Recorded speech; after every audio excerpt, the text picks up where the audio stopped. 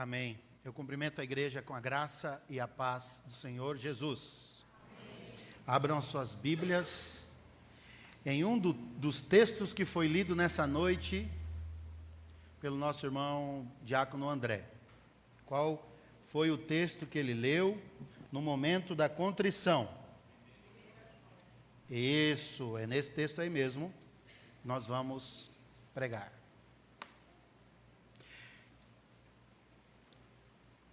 Por motivos de particulares, não estivemos em um domingo em que nós iríamos pregar, e o reverendo Bruno nos substituiu, pregou naquela ocasião sobre o livro de Salmos. E hoje seria o reverendo Bruno que pregaria, e nós estamos substituindo ele nessa noite, para pagar, né? Estou pagando o reverendo Bruno, que ele esteve aqui me substituindo de forma assim, repentina, naquele domingo. Nós tínhamos a proposta ao longo desse mês, nós trabalharmos as epístolas do apóstolo João. No primeiro sermão nós pregamos, do capítulo 1, do versículo 1 ao versículo 4. Depois o reverendo Bruno pregou sobre a excelência do amor. Depois o nosso irmão, foi o Bruno de novo, aí depois foi o Moisés, nessa ordem? Aí o Moisés pregou na segunda epístola do apóstolo João, e agora eu vou voltar para terminar esse capítulo 1 de João, a partir do versículo 5 ao 10. Primeira epístola de João, capítulo 1, do versículo 5 ao 10. Ora, a mensagem que da parte dele temos ouvido e vos anunciamos é esta: que Deus é luz e não há nele treva nenhuma. Se dissermos que mantemos comunhão com ele e andarmos nas trevas, mentimos e não praticamos a verdade. Se, porém, andarmos na luz como ele está na luz, mantemos comunhão uns com os outros, e o sangue de Jesus, seu Filho, nos purifica de todo pecado. Se dissermos que não temos pecado nenhum, a nós mesmos nos enganamos, e a verdade não está em nós. Se confessarmos os nossos pecados, ele é fiel e justo para nos perdoar os pecados e nos purificar de toda injustiça. Se dissermos que não temos cometido pecado, fazemo-lo mentiroso, e a sua palavra não está em nós. Nessa noite eu quero compartilhar com vocês sobre as implicações daqueles que andam na luz. As implicações daqueles que andam na luz.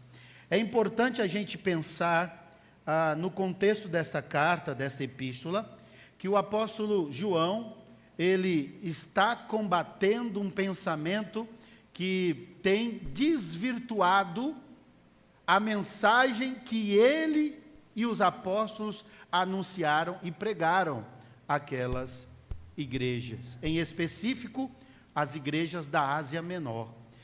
Sabemos, já falamos sobre isso, que o apóstolo João direcionou essa epístola para a igreja de Éfeso, uma igreja que foi plantada pelo apóstolo Paulo, ou seja, recebeu uma doutrina substância, né? Uma doutrina com conteúdo, e com o passar dos anos, começou a absorver alguns ensinamentos, e os comentaristas apontam que alguns judeus convertidos que moravam nessa cidade e frequentavam essa igreja, e não só isso, mas também alguns gregos, né, alguns romanos, patrícios da cidade de Éfeso, estavam desviando aqueles crentes daquela igreja da doutrina dos apóstolos. Estava anunciando uma mensagem divergente da mensagem que os apóstolos haviam ensinado.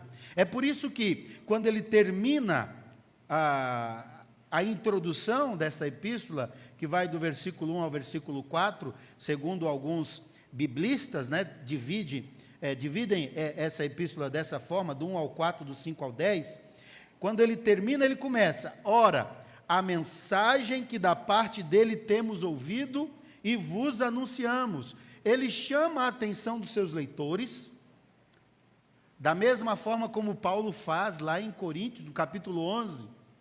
Eu ensinei em vocês o que eu aprendi do Senhor Jesus. João está usando a mesma técnica ao falar com o seu público, dizendo: eu vos anunciei, ou nós anunciamos o que nós ouvimos da parte do Filho de Deus. Outra coisa importante, nós falamos quando pregamos naquele domingo, no primeiro domingo desse mês de junho, nós falamos que um dos grupos predominante, um dos pensamentos predominantes que existia ali, ameaçando a sã doutrina, era o gnosticismo.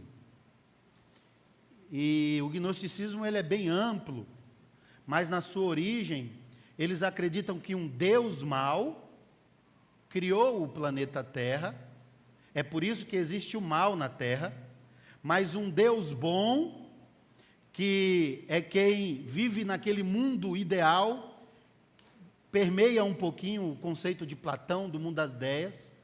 Esse Deus bom, ele, nesse reino ideal, receberá os espíritos. O espírito do homem é bom, irá para esse reino de luz, e que Jesus era um desses espíritos que foi enviado ao mundo para mostrar para aqueles que possuem esse conhecimento, A palavra gnosis significa conhecimento, que possui esse conhecimento místico acerca dessa verdade, de que isso aqui não é real, isso aqui é apenas uma fase, mas que o nosso espírito, só daqueles que possuem uma iluminação, diferente dos demais, estará indo para esse mundo das ideias, ou esse campo espiritual, onde o Deus bom habita. Então, eles defendiam essa ideia, de que o mundo foi criado por um Deus mau, e que Jesus foi enviado ao mundo pelo Deus bom, para ensinar para os gnósticos o caminho de se chegar a esse local. E o corpo é ruim, a matéria é ruim. Por isso que vocês podiam pecar à vontade, podiam usar o seu corpo para qualquer coisa.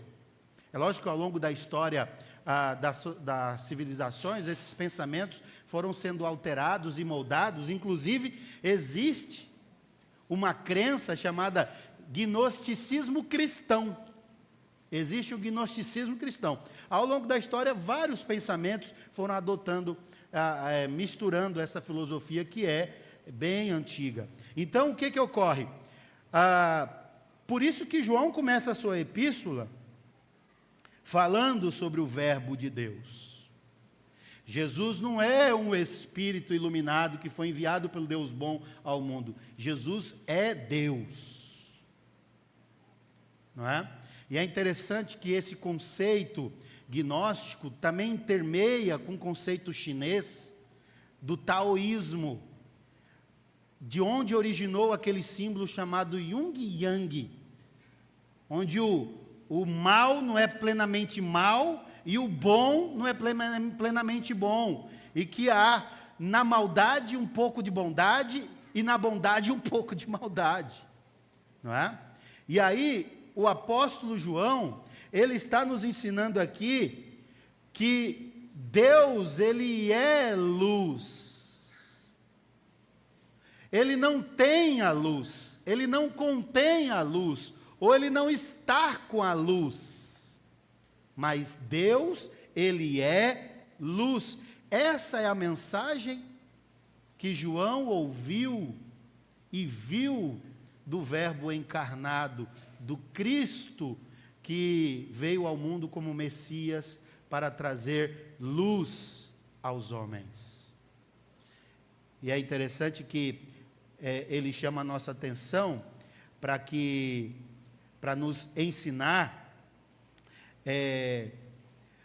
o objetivo dele aqui não era, quando ele fala a mensagem que da parte dele temos ouvido e vos anunciamos é esta. A ideia dele aqui não é aquela mensagem completa, ou toda a pregação do Evangelho, mas é enfocar sobre o aspecto santo, puro, imaculado, no sentido pleno dessa palavra, da pessoa da divindade. Deus, ele é puro, ele é santo. Não há nele nenhuma sombra de variação, não há nada que manche essa santidade, essa glória, esse esplendor. É por isso que a única forma de traduzir aqui, para aqueles ouvintes, João, e para nós, é que Deus é luz. E observe que quando Deus disse lá no princípio, quando criava todas as coisas, e haja a luz, e houve luz, e a luz dissipa trevas. A física nos ensina que a trevas, ela não subsiste por si, só existe trevas porque não existe luz. Mas quando a luz chega, a luz, ela rompe as trevas, ela rompe a escuridão. Não existe força das trevas para vencer a escuridão. Digo, para vencer a luz. Você chega na sua casa e está tudo apagado. Você aperta lá um botão, um dispositivo eletrônico, né, conectado à sua rede de energia, que vai levar a energia elétrica para uma lâmpada, e aquela lâmpada vai se acender, e ela vai iluminar todo o espaço. Não vai haver uma luta das trevas, empurrando a luz para fora daquele espaço, não. A luz acesa, ao ser acendida, ela ilumina todo o espaço. Aí vai da sua força. Quanto mais forte for a luz, quanto mais lumens a luz tiver, mais claro ficará o ambiente. Você não tem aquela percepção das trevas querendo empurrar a luz. Por quê? Porque as trevas é a ausência da luz. Mas onde a luz chega, ela dissipa as trevas. Essa ideia que João está passando para aquela igreja e para a igreja do Senhor ao longo dos séculos, que Deus, ele é luz. E diz, nele não há treva nenhuma. Não existe maldade em Deus. Deus não é autor do mal. É isso que a gente aprende com as Sagradas Escrituras. Um dos grandes dilemas daqueles que começam a estudar a Bíblia é: por que o mal existe? Por que Deus deixou Adão pecar se Deus podia impedir que ele pecasse? Por que Deus não fez isso? Por que Deus não fez aquilo? Sabe o que eu respondo? Eu não sei, irmão, eu não estava lá. Eu não estava lá. Né? Então a ideia que o taoísmo quer passar, que na maldade existe bondade e na bondade existe maldade, isso pode ser aplicado a nós. De forma o quê? Não existe bondade nenhuma. Somos maus, somos depravados, somos pecadores. Mas quando somos iluminados por essa luz, então a gente consegue em Cristo, e é o que nós vamos ver já já, ter atos de misericórdia, de bondade, de compaixão, de amor. A gente consegue ter atos assim, porque nós estamos totalmente em trevas. Jesus, ele fala que o mundo jaz no maligno. O mundo são as pessoas, são todo o sistema de valor, e todo esse sistema envolvendo as pessoas, mas ele veio como a luz do mundo, e quem está nele não anda em trevas. Então, o apóstolo Paulo, ele diz a mesma coisa aqui na segunda epístola a Tito, lá em Tito 2, na epístola a Tito, Tito 2, 11 e 12, porque a graça de Deus se manifestou trazendo salvação a todos os homens, ensinando-nos que, renunciando à impiedade e às concupiscências mundanas, vivamos nesse presente século sóbrio, justa e piamente. Aqui, metaforicamente, João está dizendo que nós devemos andar na luz, porque Deus é luz. João, ele vem dizer aqui, se dissermos que mantemos comunhão com ele, versículo 6, e andarmos nas trevas, nós mentimos e não praticamos a verdade. Por quê? Porque se porém andarmos na luz, como ele está na luz, mantemos comunhão uns com os outros. Andar na luz traz sobre nós essa responsabilidade de um viver santo, de um viver sóbrio, de um viver piedoso. Deus, ele é luz. E quem está na luz, ou quem está em Cristo, em Deus, vive um viver piedoso, um viver santo. Nós, a igreja cristã, ao menos a brasileira, está perdendo de vista o conceito de santidade. Muitos temas bíblicos vão sendo deixados de lado por nós. Nós deixamos de lado a mensagem da vida eterna, nós deixamos a mensagem sobre a volta de Cristo, nós deixamos de lado a mensagem sobre santificação, nós vamos deixando de lado muitos temas que são fundamentais a uma vida cristã. Há quanto tempo eu e você não pensamos sobre a santificação, uma vida pura, uma vida santa, uma vida de dedicação à luz, a viver como luz. Muitas pessoas acusam os calvinistas de entregarem a sua vida ao conceito da predestinação, de forma a viver uma vida relaxadamente. É mentira. Todo crente vive como crente, todo salvo vive como salvo. Todo salvo, ele anda na luz. E todos que andam na luz buscam uma vida de santidade, uma vida de piedade, uma vida de compromisso, uma vida de lutar contra o mal que insiste veementemente em nos derrubar o tempo todo. Todo salvo, todo eleito, todo predestinado, ele vive para a glória de Deus. Ele vive na luz. Ele anda na luz. E todos aqueles que andam na luz não podem andar em trevas. Se andamos na luz, e João afirma aqui, no versículo 7, que a prova da nossa união com Deus, a prova do nosso relacionamento com Deus, é sem dúvida, é se nos conformamos com Ele. A pureza da nossa vida nos reconcilia com Ele, como causa primária.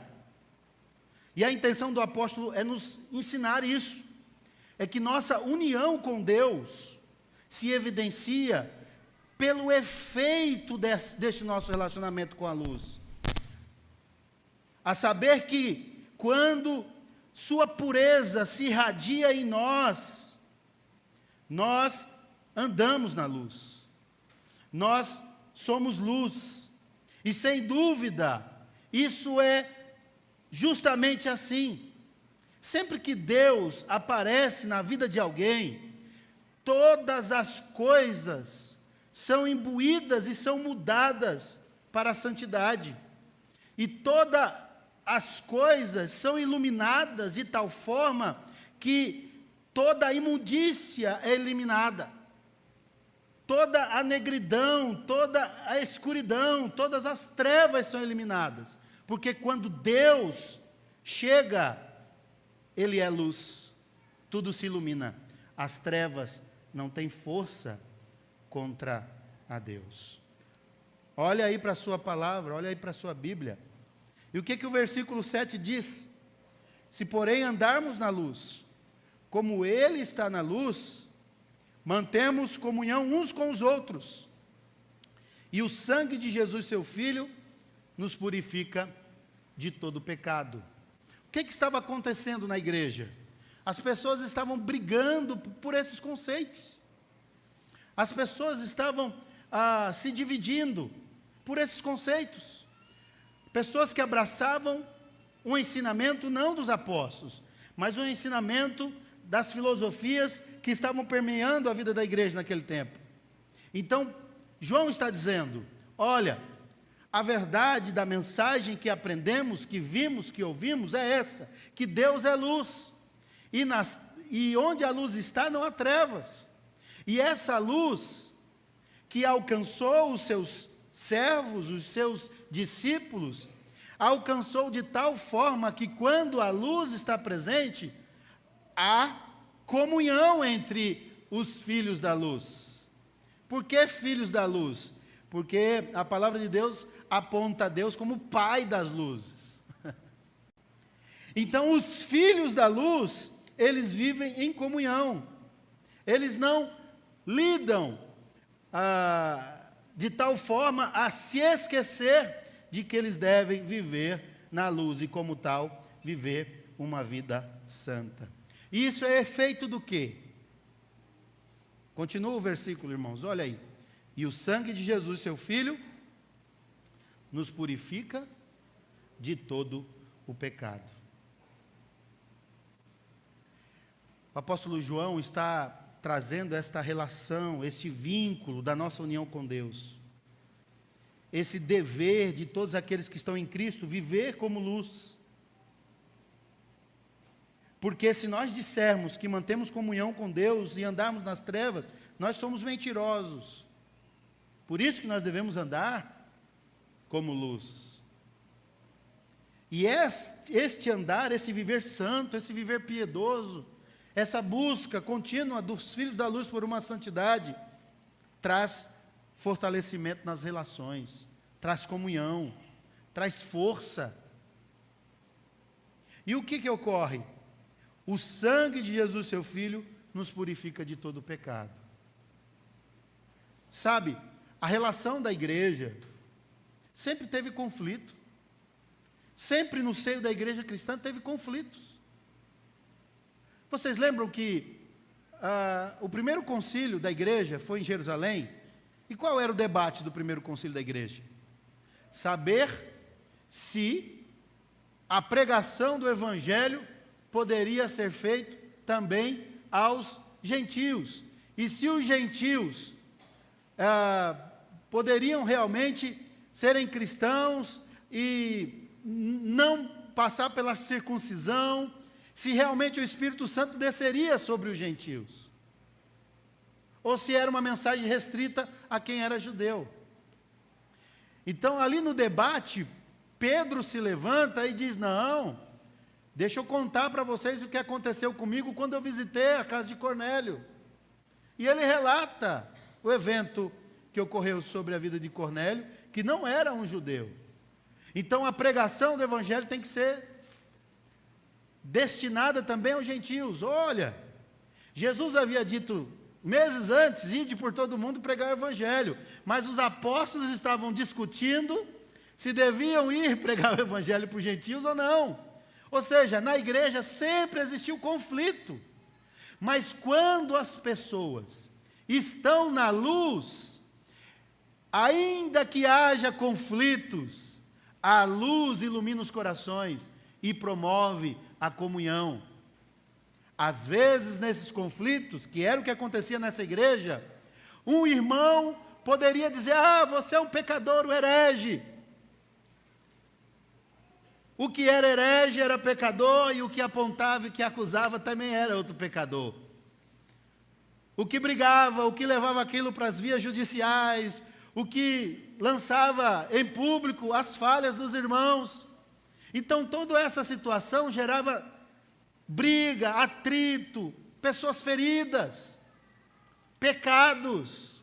Então, o apóstolo João fala, se vocês perceberem que vocês estão na luz, e se vocês realmente viverem como tal, o sangue de Jesus, seu Filho, nos purifica de todo pecado. A luz, estar na luz, necessariamente empurra-nos ao ato de promover a comunhão. Eu posso discordar de você agora, mas esse meu discordar não pode me levar a criar uma raiz de amargura e a viver com ódio de você. Eu tenho que lhe procurar e dizer: meu irmão, me perdoe, porque ambos estamos na luz, apesar do pecado que está em nós, nós estamos na luz e temos essa concepção de que, ainda que eu não concorde com o seu pensamento num ponto diferente, ainda que você esteja errado, eu quero que você seja corrigido pela palavra, porque a palavra ensina isso, mas eu não estou aqui para te matar e nem te fazer mal, porque a palavra de Deus nos chama à reconciliação, nos chama para a comunhão, e é através desse ato sobrenatural que acontece na vida da igreja, é que João diz: por causa disso, por andarmos na luz, como Ele está na luz, nós mantemos comunhão uns com os outros, e o sangue de Jesus, seu Filho, nos purifica de todo pecado.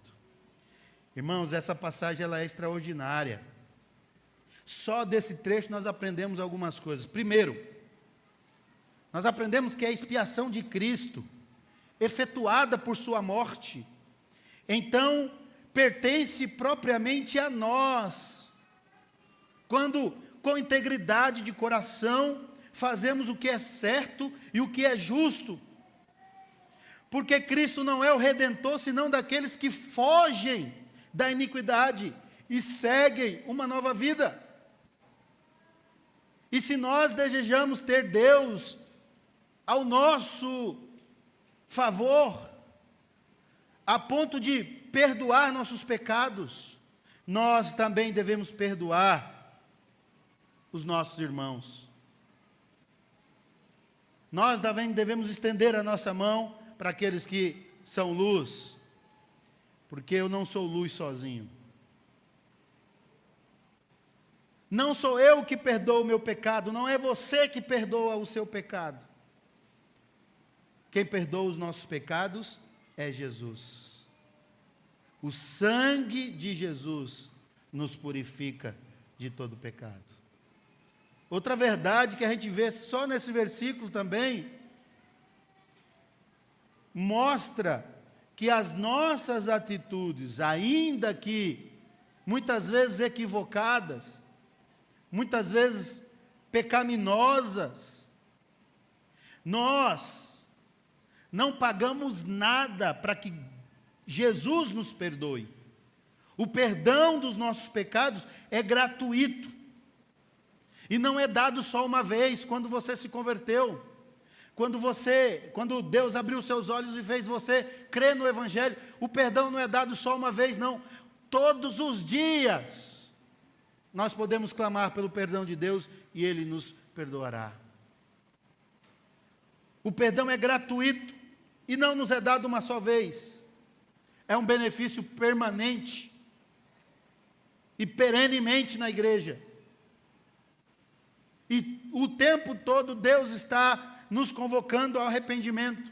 O tempo todo Deus está nos chamando a um pedido, a uma vida de perdão. O apóstolo João aqui, ele está falando aos crentes. E que da mesma forma como nunca existiu e nunca existirá outra forma de agradar a Deus, que não um ato de amor do próprio Deus, daquele que é luz, que decidiu nos amar, visto que todos nós somos culpados. Não existe o inocente.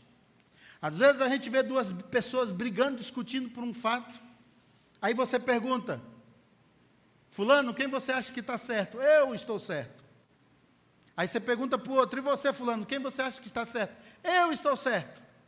E agora, se os dois estão certos? Aí você muda a pergunta: fulano, quem você acha que está errado? É ela que está errado. E você, fulano, quem você acha que está errado? Ele que está errado. E agora, quem é que está errado? Toda a história tem três lados: o lado dele e a verdade. A verdade é que nenhum de nós podemos receber o perdão de Deus por nenhuma bondade quer que seja.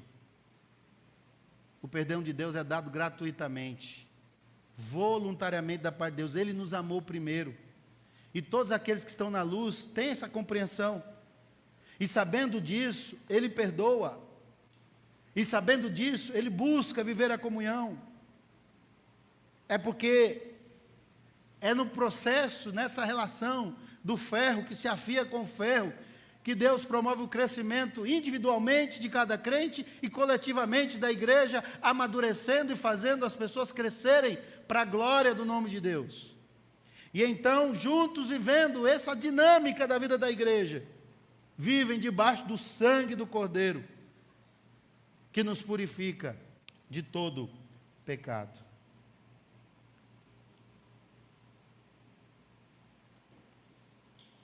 Essa doutrina, essa mensagem, estava sendo perversamente pervertida pelos pensamentos daquele tempo, os sofistas, os gnósticos. Eles imaginavam que o perdão de pecados nos é dado somente em um momento, no batismo. Muitos ensinavam que somente ali, somente no batismo, o sangue de Cristo era válido. E ensinavam que depois do batismo, Deus não é reconciliado de outra maneira, senão por meio da satisfação. Ou seja, você tinha que fazer algo para satisfazer a Deus. Mas quando, meus irmãos? Quando os nossos atos serão plenamente santos e justos, plenamente perfeitos, que possa agradar um Deus perfeito? Irmãos, nós temos um sério problema linguístico, gramatical e conceitual.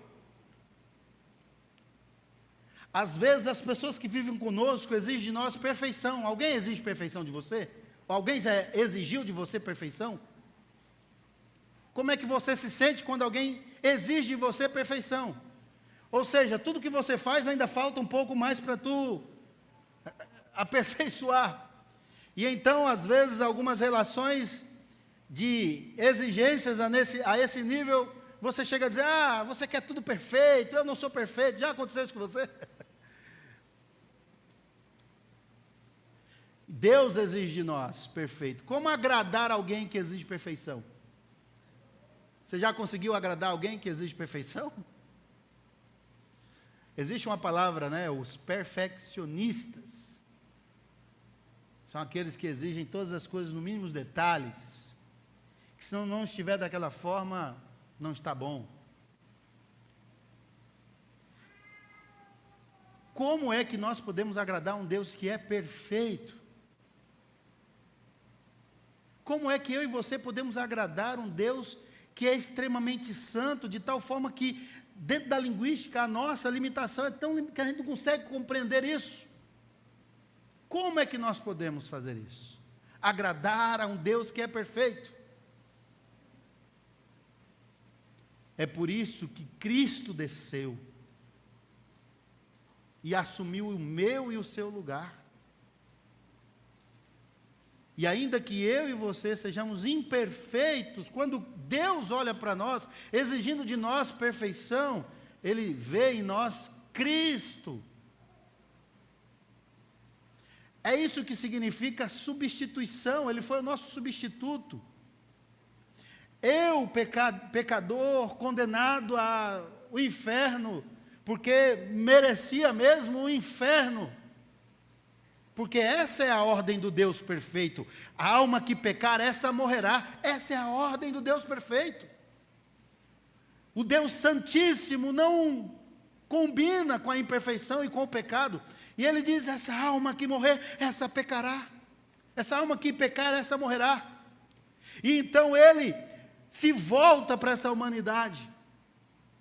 E diz, eu vou enviar o meu Filho para substituir vocês. E o sangue dele vai purificar você de todo o pecado. Ele vai remir, ele vai justificá-lo. Você vai ser justificado através desse sacrifício.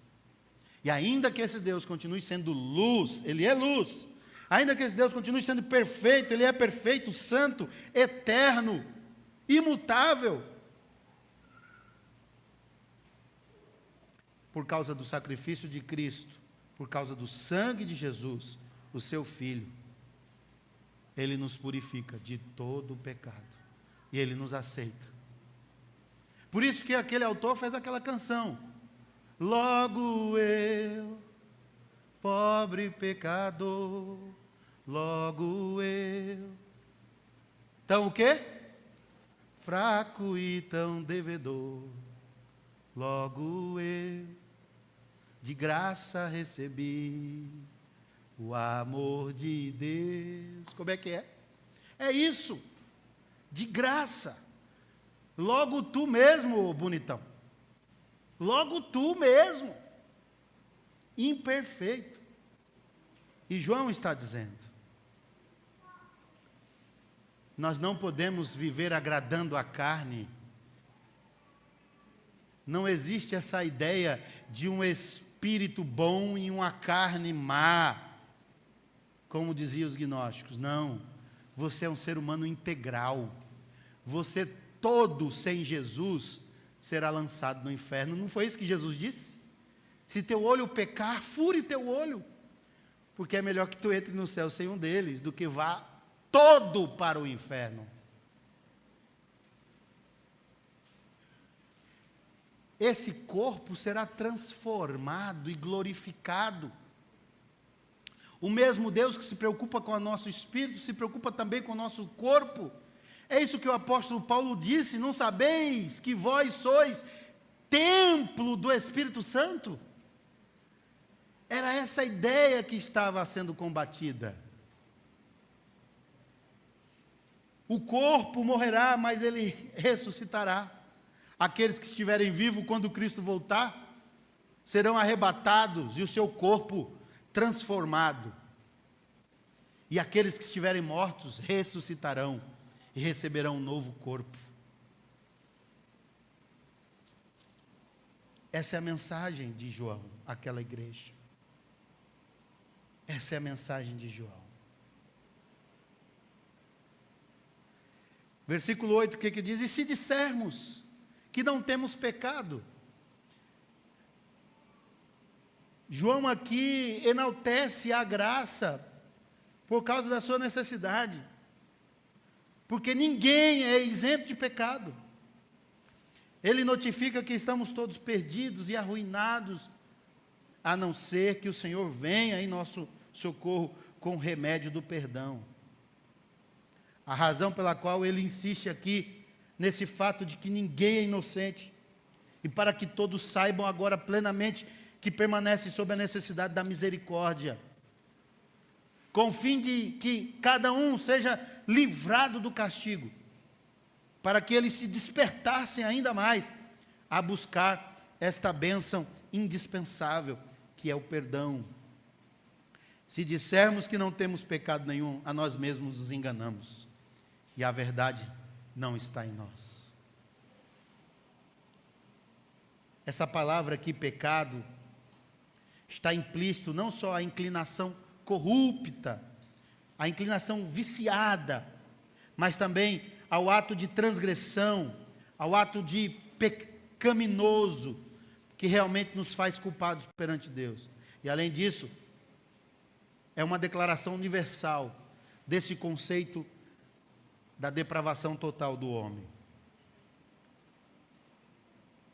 E ele continua no versículo 9: se confessarmos os nossos pecados, Ele é fiel e justo para nos perdoar os pecados e nos purificar de toda injustiça. O verbo purificar aqui, desse versículo 9,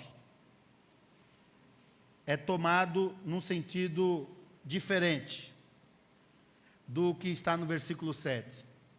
Lá no final diz, nos purifica de todo pecado. E aqui no versículo 9, de nos purificar de toda a injustiça. Aqui ele evoca para um comportamento daqueles que estão na luz.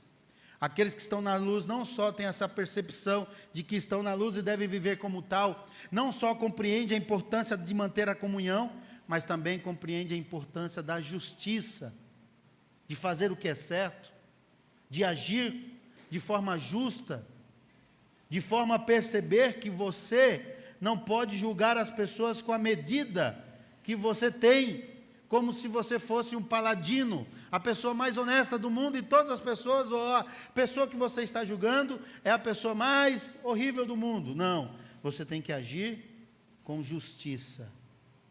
E isso é um fato difícil, porque até o conceito daquilo que é justo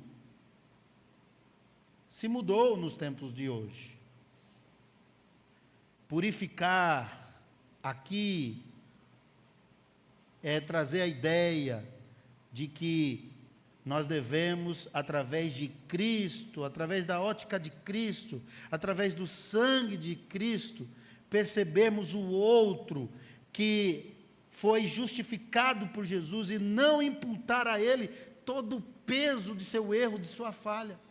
Não esmagar a cana que está quebrada, não apagar o pavio que fumega, mas ser justo, da forma como Cristo, sendo justo, agiu com amor e misericórdia para conosco.